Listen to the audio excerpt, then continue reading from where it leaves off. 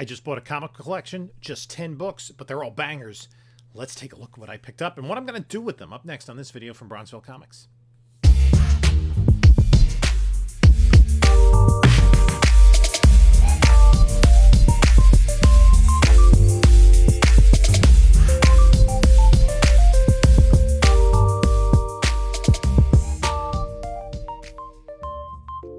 Hey there, comic community. Well, no, I'm going to start again. Hello, panelologists. This is Jim from Bronzeville Comics coming to you with another video. And before we get started, please like, comment, subscribe, do all that great stuff. Follow us on the other socials, Instagram at Bronzeville_comics, also whatnot. There's a link in the description. If you use that code, you'll get $10 off your first purchase, regardless of who it's with. There's also in the description link to my eBay store as well as my email. We got that out of the way. Let's talk about this small collection I picked up. And this was just on the heels of picking up like 2 other collections. A large one, a small one, and this is an even smaller one. But the value per book, I'm sure, is probably highest in this one because all the books are real strong keys. And, you know, the one thing is there are 4 slabs, 6 raw books, and then the condition of the raw books really is the biggest question mark when you're pricing something out. And you can pay closer to fair market value in terms of collection when the books are slab because it's easier to determine what they're worth and there's not a whole lot of uncertainty, right? But any rate, I met up with, I got a message from somebody that I've dealt with before, a member of the community that I've known for, I don't know, 2 or 3 years. Met him at Street Side Anthony's and at shows and at comic crawls and all that stuff. Actually, is a funny story. He had a book at one point that he traded to Street Side Anthony for something. Street Side Anthony had it. I had a Spider-Man 2099, the Toy Biz variant with the white cover that Street Side wanted, and I traded it to him for the book that this guy traded to Street Side. So, I don't know. I think in the community, a lot of times we all just trade the books amongst each other. That happens, seems to be a lot of times, you know, kind of the joke. Sometimes your Whatnot streams is, I'll buy those books back from you in a bit. But at any rate, so we agreed on a price. I kind of looked everything over and we met up and got the book. So I'll go through the 4 slabs first because I think actually the better books, potentially the raw. So we have here Amazing Spider-Man number 4 in a 9.6. This is the first appearance of Silk. There is some speculation around this character. Cindy Moon becomes Silk in this particular issue. She is not one of the Spider Women who's part of the Madam Web movie, and that's probably best for her. So, you know, an interesting character and a popular character, and one that people have been specking on for a few years, but, you know, we're all kind of sitting and waiting. And the last year, there hasn't been a lot developing in terms of things coming to fruition between the strikes and everything else and the end of the pandemic. And then another 9.6 white pages copy of Wolverine Limited Series number 2. It is the direct. I have this entire limited series from my childhood, and I kind of remember taking care of it as well as I could. This came out in 82, so I was just turning 16 years old at the time. And I didn't really have bags, and I didn't have backer boards. I had bags, and I was using whatever I could. I don't know what condition mine are in. They're in pretty high grade. I think anything that I have post 1980 is in pretty high grade, but I haven't really dug. Other than Batman Adventures 12, I haven't had anything else from my collection graded. This is another book that I have in the PC because I bought this entire series. I really liked this series when I was a kid. And this is also a 9.6. And there's also a question in a 9.6 is if it is improvable. Actually, I have a copy of this. A couple of... Is it 9.8 potential? It is really a nice copy. It is... I think I might see a little stressor on a staple. Very minor. I don't know if this was cleaned. But at any rate, it is Omega Men number 3. First appearance of Lobo, of course, in that amazing costume that he definitely has to wear that if Jason Momoa is going to portray him on screen. He's got to wear like the, you know, the little jazzercise outfit. So, yeah, that's there's nothing that breaks color. It appears on the spine. It is tempting to crack it out, but I think I already have a raw one that I bought going out. So, any rate, 9.6 white pages, and Momoa, like just a few days ago, was doing an interview where basically he very strongly implied, based on his answers to the questions about like what he wants in terms of the costume, and he was talking about what we're going to do, that he will be portraying Lobo. I don't know if we would see Lobo in Superman Legacy, but he was part of the Supergirl Woman of Tomorrow storyline. Now, here's a book that has some heat on it right now. It is Incredible Hulk number 340, this classic Todd McFarlane cover, 9.4 off-white to white pages. It is a newsstand, though. I had this book on the PC for some reason. Maybe it was McFarlane, because I really was, but I didn't collect the Spider-Man stuff. I was really into McFarlane in his run on Infinity Inc. with DC because it was so innovative. And one of the things is, I think it was because Infinity Inc. was a direct-only title, printed on better paper. I guess it was still Mondo paper. I think it was called Baxter paper. They had names for it back then. It was a whiter, heavier cardstock. Same thing Omega Men is on. Omega Men, there's no newsstands of that book. It was direct only, higher quality paper. That's why for a book even from, 1982, it's a little bit easier to get in high grade. Yeah, so I didn't get a lot of Hulk, but I do have this one. So, but I don't have a newsstand. So that is pretty cool. So then there are the raw books. And let's take a look at those.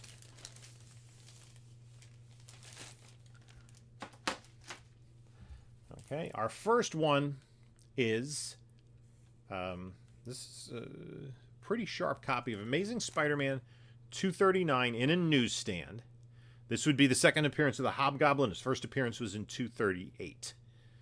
So that is a nice book. And then I have to really take a close look at these and see if it makes sense to submit them for grading. To be honest, I'm not staying away from grading from CGC right now. Actually, I may have in the next 2 weeks, like 2 or 3 orders going out. I have a whole big stack of books getting ready.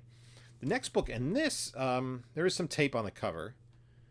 I don't know if press would do this good, but it's an early appearance of Thor. Journey into Mystery 87. This would be his 5th appearance. Great Jack Kirby cover. The colors on this really pop. Again, this is another book I'm going to take a close look at, get prices of. I have a feeling I'm going to keep it raw. The tape, I don't know.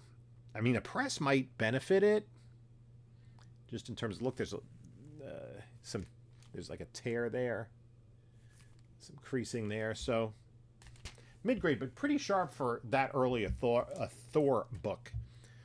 Then this book I picked up a few times, and I'm a fan of this book. I picked up my first copy from Erod at the first KingCon. And he was able to let it go because he had like a 9.4 or some such. And it's Avengers 81, the first team appearance of the Defenders. Are we going to get the Defenders in the MCU? Doubtful. Although, I think best bet is a what if. I think a what if would be really kind of where it would go. Because, you already told Steve Rogers' story. Was the Submariner active during World War II? We know he's old. So, he's very long-lived in the MCU. But, and I love that cover. That is a really cool one. Then this book is really nice. It looks pretty tanned. I'm going to, again, take a closer look at this to see if it's submittable or not. Conan the Barbarian #1. I had gotten this in a collection. It came back at 9.4, and I sold it at the right time. I'm wondering if Conan values are going to increase when the Red Sonja movie eventually comes to light. I mean, that's a movie that's been in limbo for like 6 months. There was a preview trailer at San Diego Comic-Con, and then radio silence on that project. And that's happened with a number of projects. And you would think we're approaching maybe the studios are just kind of spreading stuff out because they had a slowdown in production, and they want to just hold on to some movies to release later in 2024. Because as you know, we're not getting much coming out in 2024 from Marvel and DC because of the writers and actors strikes. But I wonder if Conan's going to kind of jump with Red Sonja. There were some people who were really impressed with the Red Sonja trailer.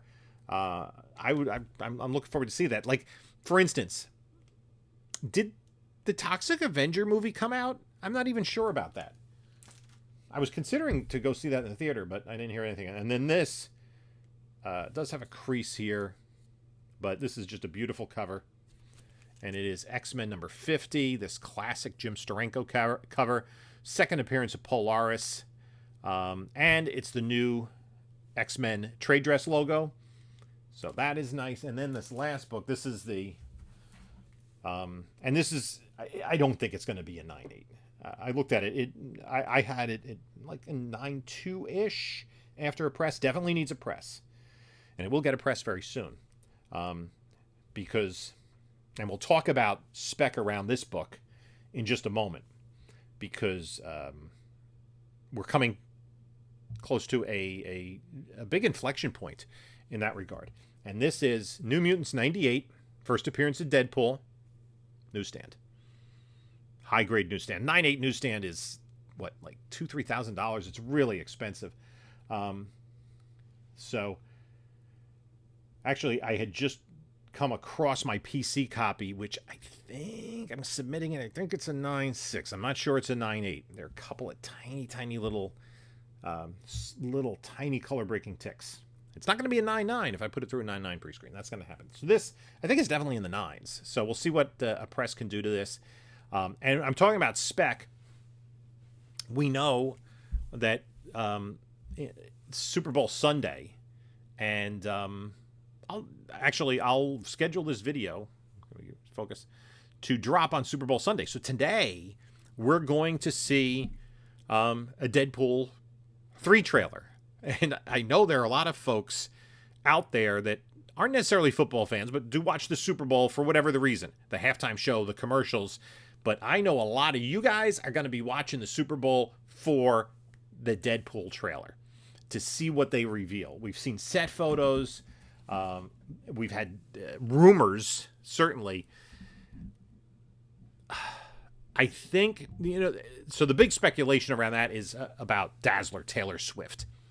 Does it make sense for Taylor Swift to play Dazzler in that movie?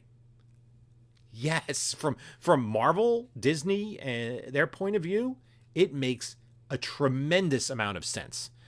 Because what you would be doing, and I think strategically, if I'm Disney, Kevin Feige, I'm going to say if she is playing Dazzler, right? Let's go under that assumption. If she is playing Dazzler, I'm not going to reveal that till the final trailer. And then what you're going to do is you're going to have a whole segment of the movie-going audience that would otherwise not have seen Deadpool, right? The same people who don't watch Kansas City Chiefs games but have been tuning in all season. If the NFL can ride the Swiftie train, I think the MCU can as well. Even if it's a really small, almost cameo, you're going to bring in the Swifties. Now, the only part of that Venn diagram that doesn't intersect is like my 10-year-old daughter is a huge Swiftie. I took her to see the Eras Tour movie. She knows all the songs. She knows all the information about Taylor.